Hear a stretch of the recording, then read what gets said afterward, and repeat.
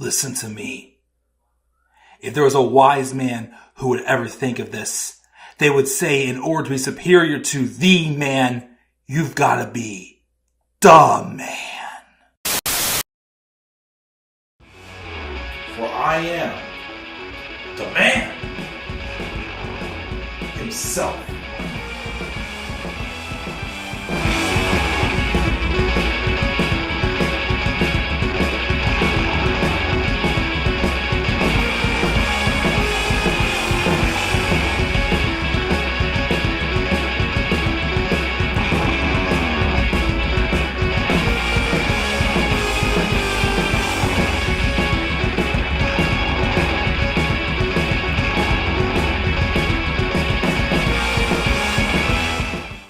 Hello all, and what is going on? How y'all doing on this Monday evening? I know this is probably not the right time to be streaming this, but this is when I'm doing it. This is the Club of the Man 1993, and as promised, I am here live here on YouTube for my live review of WWE Payback 2023. The show took place this past Saturday, September 2nd, 2023 at PPG Paints Arena in Pittsburgh, Pennsylvania.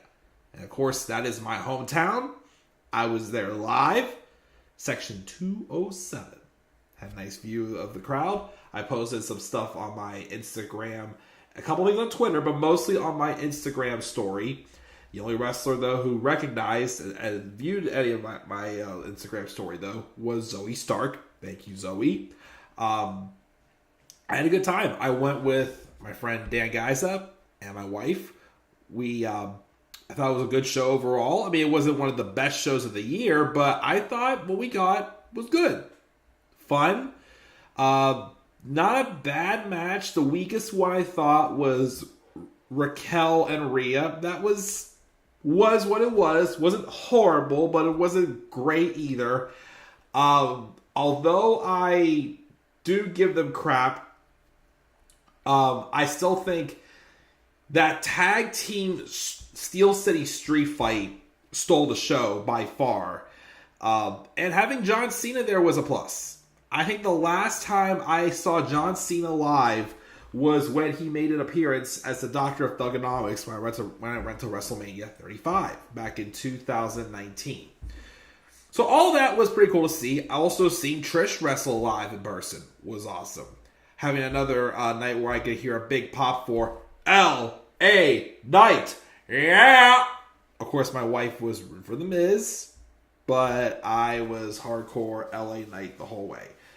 But no, I thought it was a good show. Main event disappointed me a little bit. Just a little bit. Not like crazy, but just a little bit. But this was a show worth going to. This was the first pay-per-view Pittsburgh has had in 5 years. Last time was Extreme Rules 2018, and we hijacked the main event with that countdown crap. No more Iron Man matches in Pittsburgh. Please, no more. But yeah, I'm going to get rolling with this because I do want to try to watch some of Raw, and I do got to get the garbage taken out. Even though they're not coming until Wednesday, but Tuesday nights are my nights out. So I'm not really home Tuesdays usually. So I will take care of all that. But let's roll in and see what we got. We got Tyler in the live chat, who is also a Payback. He's not going to be going live until December. Ooh, geez. He was in section 211. Okay, a few sections over from me, and he thought the main event was great. I would say, I'll say it until the end. I didn't hate the main event. I just think I set my expectations a little bit higher for that main event.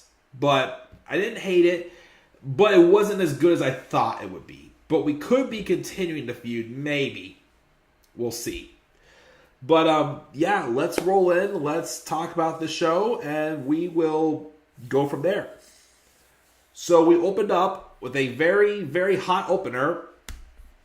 It was the steel cage match between Becky Lynch and Trish Stratus, by the way. Thank you, Trish. Of course, as we should honor her. Very great opener. again, like I keep saying, the promos in this feud that went on since April were not good. Again, the premise, I get it. I'll give credit the last couple weeks since Triple H got full control. The promos were a little bit better, but when Vince had more of his hands on it, it was the promos sounded super scripted, super micromanaged. It was I wasn't a big fan of the promos, but this match was great. Good use of the steel. Some near spots of where Trish almost escaped the cage, like the one time where they were towards the top and I guess they were brawling and Trish kind of just like fell back when she was hanging from the top of her cage from her feet. I'm like, oh shoot, crap, that's crazy. Some good near falls. I believe Becky did kick out of one of Trish's Stratus factions, that running bulldog that she usually does as her finisher. And then also, of course, towards the end, of course, when she tried to escape the cage, Zoe Stark tried to sneak in. I think first she slammed the cage in Becky's face, the door in Becky's face. There was a tug of war there where she was trying to pull Trish out, but it was not working out, and then they got her back in. Eventually, though, Zoe made her way back in. Now, when you think, Becky Lynch is going to, try to escape it and lock them both in there,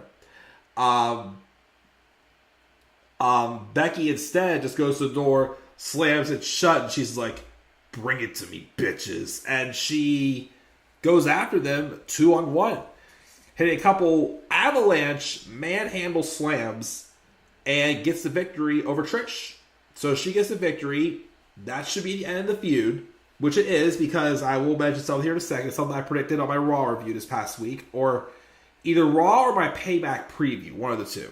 But after the match, when Becky leaves, Zoe and Trish are in the ring together. And Zoe does, I think Trish kind of like tries to push off Zoe. And then she kind of stays there, and Zoe goes to leave. But instead of her leaving, she shuts the cage. And it goes toe-to-toe with Trish, and then hits a Z360 on Trish. So, again, I don't know if that's a firm face turn for Zoe Stark, or if that was just implying that Zoe Stark and Trish are no longer a thing. Because I'm pretty sure Trish is leaving. Trish is done with this current run. I don't know if this will be her last match ever, but this could be her final run, probably.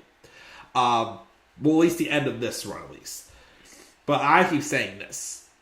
If Zoe's by herself again, turn her face, because as a single star, she feels more fitting as a face.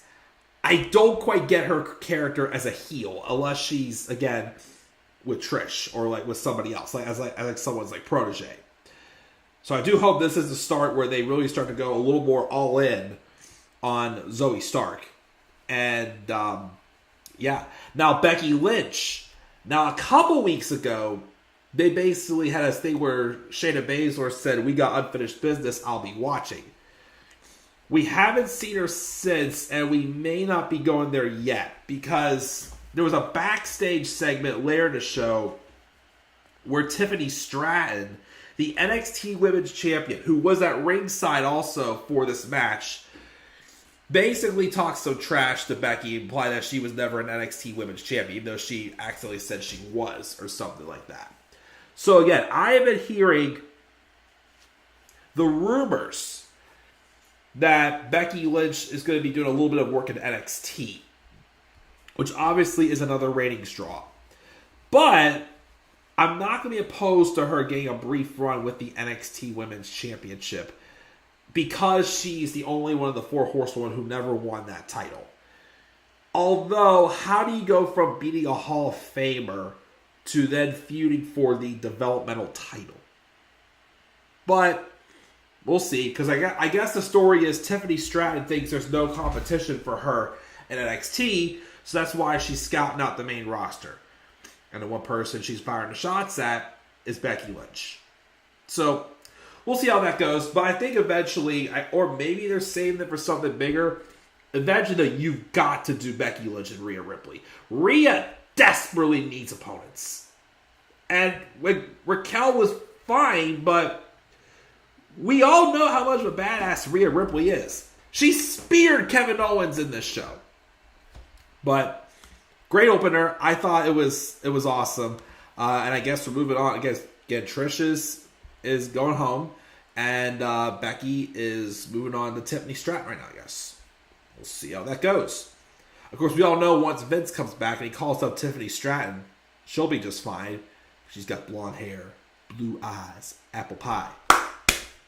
America! Reference to just Alex. And of course, Vince McMahon wishes to pause, stop, not going that far. Anyways. So before we get to the next match, John Cena, the host for Payback, comes out. And he mentions how he's basically been everything. Well, he didn't mention not being an Intercontinental Champion, because he's never been an Intercontinental Champion yet. But he also mentions he's never been a host. So it's his job as a host to make something special.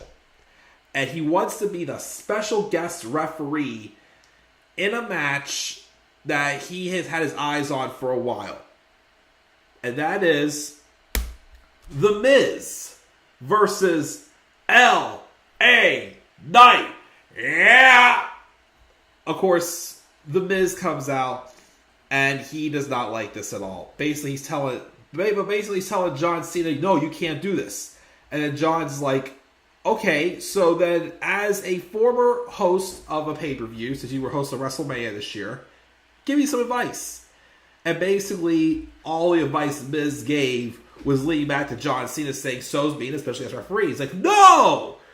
And then finally, after a while, John Cena started going, yeah, no, yeah, no. And he points to the stage, and then out comes L.A. Knight. And John Cena, sure enough, does be the special guest referee in this match. And they gave all the matches a lot of time. There was only 6 matches and 1 segment. There was a couple, I did miss part of the U.S. title matches. I went to the bathroom and I couldn't resist the smell from popcorn, so I grabbed the popcorn. But I missed a little bit of the U.S. title match. And I thought they gave a little too much time to the Rhea and Raquel match, in my opinion. But this match, though, was still great. It was a little long also. I did like how John Cena didn't play favorites in the match. He has a history with The Miz. And even teased a little thing with him and LA Knight. You kind of want to see the match now, maybe? Maybe John Cena versus LA Knight? I kind of want to see it. Again, Cena might be around for a few months since Hollywood's writers are currently on strike right now. I know people are saying John Cena and Cody Rhodes, maybe, but don't sleep on John Cena versus LA Knight either. That would be a great feud. If Miz and LA Knight can be awesome, John Cena and LA Knight would be great too. Although, has Miz ever dumped the line on Cena yet that he's a 2-time Grand Slam champion and John Cena's not even a Grand Slam champion because he's never won the Intercontinental title? But match was great. Not Miz. LA Knight, thank God he won. LA Knight won with the BFT. And afterwards, him and John Cena kind of were having a little a stare down on the stage. But then he does raise his hand and shows him a sign of respect and puts him over, as we all know he's the hottest thing. But yeah, so it was a great match. Adding John Cena, especially for Rhea, was nice. And again, I do kind of am intrigued about a John Cena and LA Knight match. We'll see what happens. Next match, as I said, I missed part of it. It was Rey Mysterio versus Austin Theory for the U.S. title. For what I saw, the match was solid. I thought that maybe they would have Santos Escobar turn here, but I guess they didn't have it yet. Rey Mysterio did win. Although, if you looked on my Twitter and on my Instagram story, there was a pretty badass photo of me wearing my Rey Mysterio mask during this match and eating popcorn. I also was wearing my button-down Fiend Bray Wyatt shirt last night also, which I did see someone also dressed up in a full Fiend costume also, which was nice to see also. And there were a couple times where the lights are out where I did make sure to do the fireflies with my phone as well. But yeah, from what I saw, this match was solid. I really thought this was going to set up for the Santos Escobar heel turn on Rey, but it didn't happen here. Rey retains. Don't know who he fights next. We'll see. As for Austin Theory, I don't know what they're going to do with him. Although, having him lose here probably was the best thing. It was not...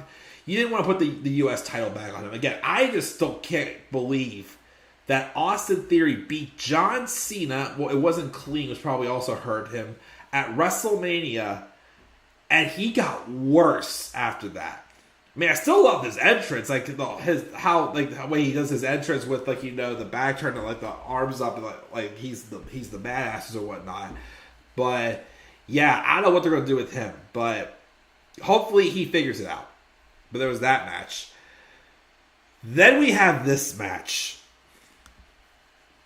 We have the Undisputed Tag Team Championships: Kevin Owens and Sami Zayn versus the Judgment Day's Senior Money in the Bank Damian Priest and Finn Balor for the Undisputed Tag Team Championships in a Pittsburgh Steel City street fight. Now, I've been ranting on the Judgment Day for weeks now, as they've lost too many key matches for me to care. So how they got this opportunity, I still don't get it. Because even if Damian Priest did beat Sami Zayn once last week, they still had plenty of shots against him in all the other tag matches they had with them, and they lost. But can't take away. I knew this match was going to be good, though. It was even better than I thought it would be. This, by far was the match of the night. Oh, this was a car crash. And it was it started off good. but it even got even more crazier and more chaotic. It started first off, I guess Finn Balor pulled out a bucket that had a couple of the Steelers' terrible towels in there. And I guess he stomped on one of them, which apparently offended Britt Baker. She posted about some cop emoji about that happening. But it was crazy from the beginning. I didn't realize until my wife came home and actually watched it again just so she could hear commentary. But Kevin Owens, for part of this match, was wearing a Terry Funk shirt. And they had a spot where they put the garbage can handles on top of Finn, and they were whacking him with kendo sticks to kind of pay homage to Terry Funk in the match. And which was nice also. They brawled into the crowd. Dominic got involved. Now, when Dominic got involved, they tossed Sami and Kevin over a couple of tables. Which also, some point in the match, Kevin Owens got busted open a little bit. So he was bleeding for a little bit. They had to, do black and white photos where they showed Kevin Owens on the website. For certain angles. But then Sami and Kevin, this got a huge pop. Rose from behind where they were tossed at. They rose up in Pittsburgh Penguin jerseys. I think Sami had Sidney Crosby. Kevin Owens had Mario Lemieux. They had hockey sticks. They were whacking the three of them with hockey sticks. It was priceless. And then it got even more chaotic throughout there. I think Dominic went away for a little bit, but came back later. I know JD McDonough got involved as well and broke up a pinfall. And Kevin did a pop-up powerbomb. It was into the announce table. It didn't break, but it was basically treated like whenever he pop-up powerbombs someone onto the apron, which of course is vicious as hell. Sami Zayn did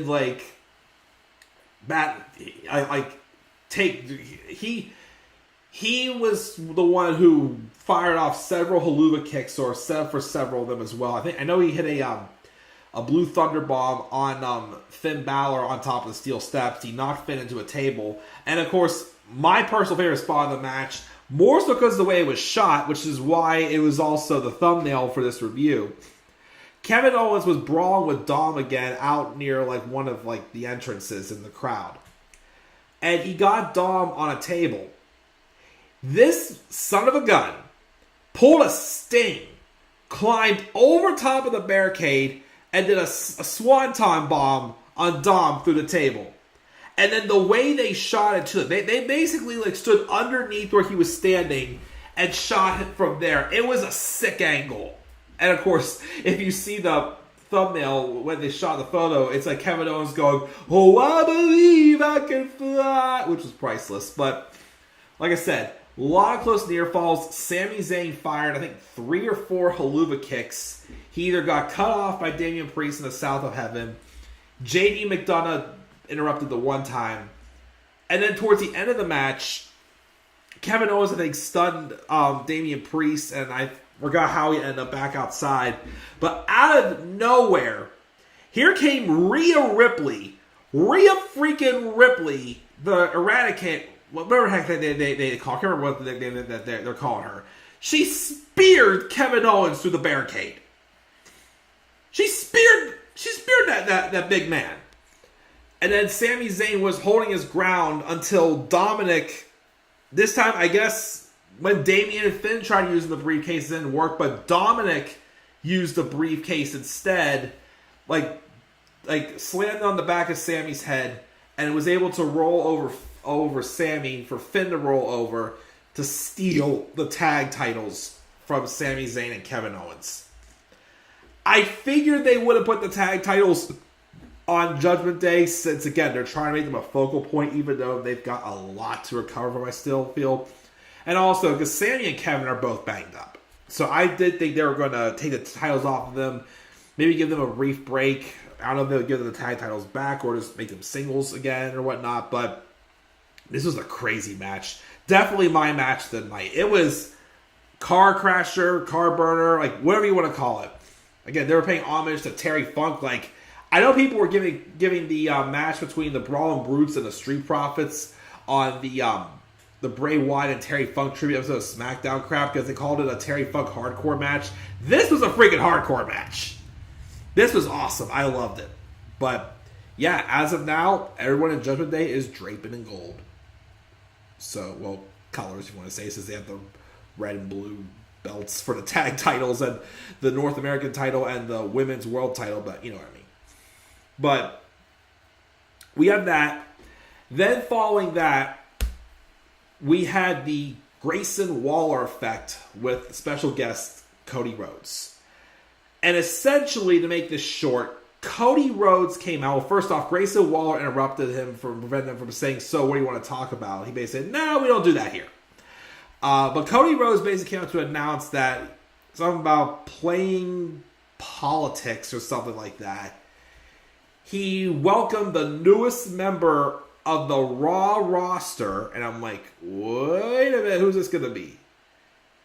And he says, something like this, "I hope I know what I'm doing with here." And that person is main event Jey Uso. That's right, Jey Uso's already back, and he's moved over to Raw. He's got a new color scheme with the blue, new theme song. Well, it's basically the Uso's original theme song, but instead of saying "down since day one," and here we go, "Uso," and then he goes, "Just me, Us. Day one is just me, Uso," whatever he all says it. The remix is changed up because Jimmy got a whole new theme song on Friday. Again, on the graphic though, they spelled his name with 3 M's. But yeah, Jey Uso's on Raw. I do like that. Well, I find it interesting because there's this idea that Cody Rhodes played politics to get this to happen. So I'm wondering, did Cody make like a deal, make some deal with Jey Uso? Then we find out that maybe, again, I'm not watching Raw, so don't spoil anything if you're in the live chat. I'm going to catch up after I do this stream. But I'm wondering if this is a way for Cody Rhodes to get the SmackDown to fight Roman at WrestleMania. I'm kind of wondering if that's what they're trying to go with here. Because it would be something different. Because I'd hate to see for Cody to get to Roman again. I hate to see it as he has to win the Rumble again. I'd rather see someone else get the rub with the Rumble, like Gunther or LA Knight or I don't know, somebody else. But if that's the case, cool. And it also gives Jay, because I kept thinking when Jay got walked out 2 weeks ago on SmackDown, I thought we probably wouldn't see them probably till at least Rumble. Because, again, I think the reason is they're trying to stall to have Jay versus Jimmy at WrestleMania. But this could be a way to do it. Like how like what they did with Rhea and Dominic last fall. Keep them separated, and then when we get to Rumble, have them, collide again and do like a Raw and SmackDown feud for WrestleMania with Jay versus Jimmy. So we'll see where that goes down. And I look forward to seeing that on SmackDown tonight. But of course, Grayson Waller tried talking some trash, and then Jay goes, screw you, and just super kicked him. Like, who cares about you, Grayson Waller? Well, Vince probably would, but But yeah, we'll see where we go with that with Cody Rhodes and Jey Uso on Raw. We'll see. Next up was definitely the weakest match on the card. Rhea Ripley and Raquel Rodriguez. I think the crowd got a little bit burned out, I think, from like that street fight. And, of course, the crazy pop that Jey Uso got when he returned. Because I don't think anybody, including myself, saw that coming. But yeah, it was what it was. It wasn't horrible, but it wasn't like mind-blowing either. Rhea Ripley retains. Dominic got involved a little bit and helped Rhea win. I think Raquel did hit a Tejada bomb, or she did some slam move on Dominic, but of course it prevented her from winning, and Rhea, of course, was able to hit the Riptide on Raquel to get the victory. Seemed better. They had Rhea's last NXT match was against Raquel, and I think it was at Halloween Havoc, and it was a last woman standing match, which was a good match also, by the way. But this, it was okay. It was okay. It wasn't horrible. It was just okay. And then the main event. Seth Rollins versus Shinsuke Nakamura for the WWE World Heavyweight Championship. Hold on one second.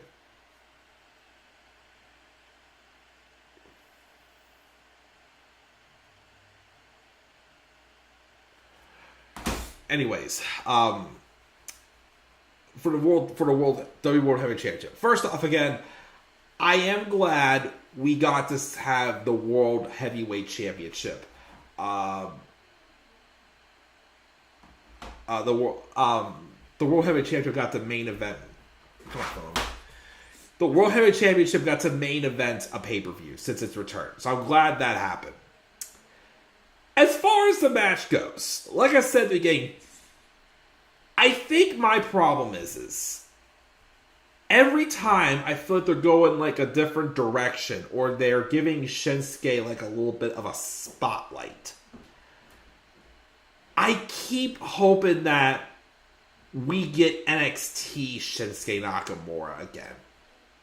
Like, I guess the way I felt about this match was kind of how I felt about him and AJ Styles at WrestleMania. Which, it was good, but you expected a classic. And the truth be told, I guess the problem I had with this also, I mean, again, it was still a good, hard-hitting match, don't get me wrong. I guess, like, this whole idea that Shinsuke knew about Seth's weakness, his back injury, made it seem like that if Seth got struck in the back, it would be like an Achilles heel. Like, it'd be as bad as like when Seth Rollins first curb stomped Edge when they feuded in 2019 or 2020 or whichever. When did they feud again? 2021? I think it was 2021. Yeah, 2021 they feuded.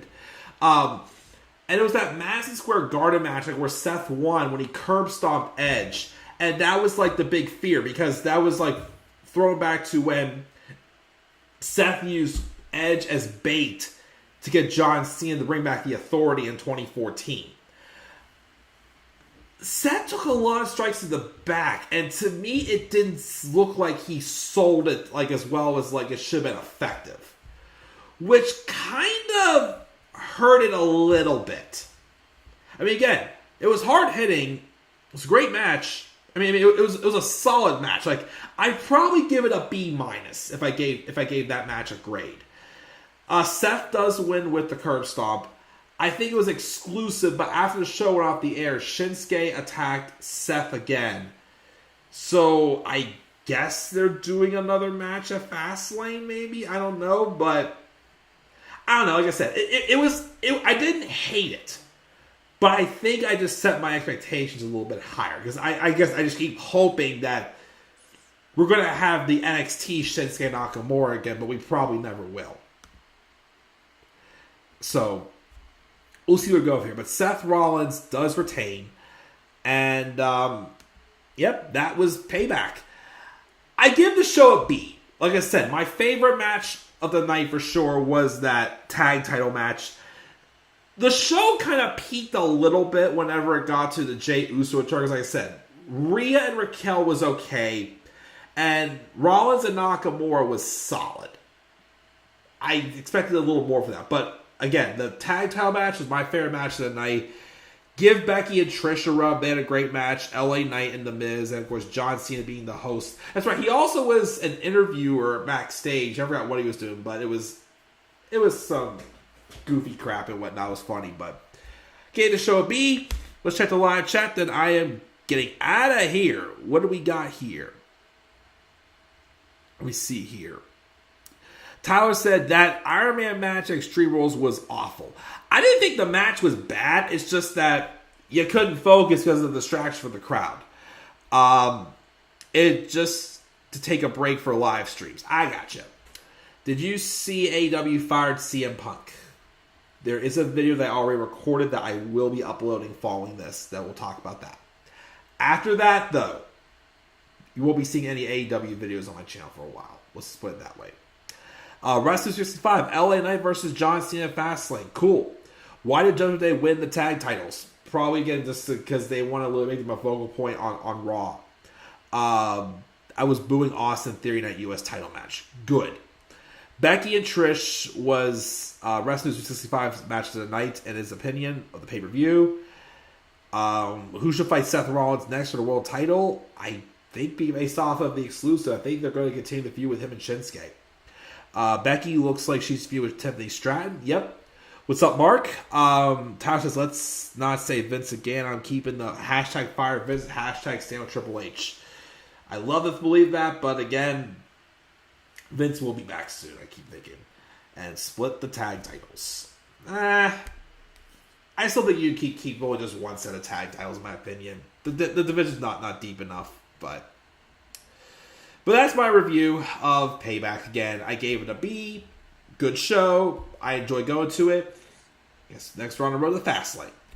So, guys, I'll check out my SmackDown review. I will also again be uploading the this AEW video. It's about an hour long. It's basically reviewing All In. It recapped All Out because I did not watch All Out, and also I did a rant on all that matters. Because apparently the only thing that matters is the drama. And All In just got swooped under the rug because of it. So, that's my thoughts on Payback, guys. Give me your thoughts. Leave thoughts down in the comment section below. And be sure as always to slap a like on the video and subscribe for more content on my channel. And follow me on Twitter at the Club of the Man 93. Also follow me on TikTok and Instagram, the Club of the Man 1993. Also make sure to check out my latest upload also for my Roller Coaster Tycoon Let's Play, which is from Aqua Park, which is a very successful water park that I love most of the rides, especially the white water slide. Check that out. The color scheme on that was awesome. And yeah, I'm gonna focus again on getting more video game stuff up here as well too. So yep, Raw review, SmackDown review, no AEW reviews for a while, because I'm just tired of talking about all the drama. Just want to enjoy it to myself for a while. and see where it goes there. So until then, guys, check it out. Have a great rest of your night. Enjoy Raw. And don't forget, in order to be superior to the man, you've got to be the man. And for I am the man himself. And that is not just an opinion. That is a fact of life. Yeah!